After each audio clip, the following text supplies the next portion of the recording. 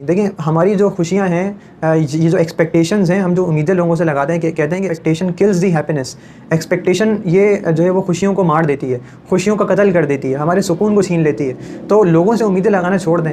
हम देखें, इंसान सोचता है कि मेरी बीवी बहुत खूबसूरत होगी, या कोई लड़की सोचती है मेरा शौहर बहुत खूबसूरत होगा, बहुत ही जो है वो वेल एजुकेटेड होगा, बहुत ही इंटेलेक्चुअल पर्सन होगा, उसकी बहुत अच्छी जॉब होगी।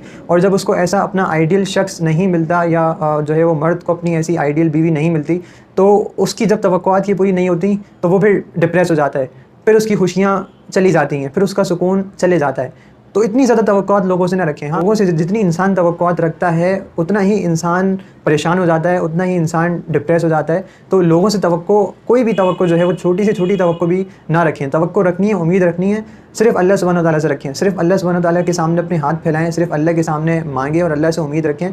लोगों से जितनी आप उम्मीदें वाबस्ता करेंगे, उतना ही आप टेंशन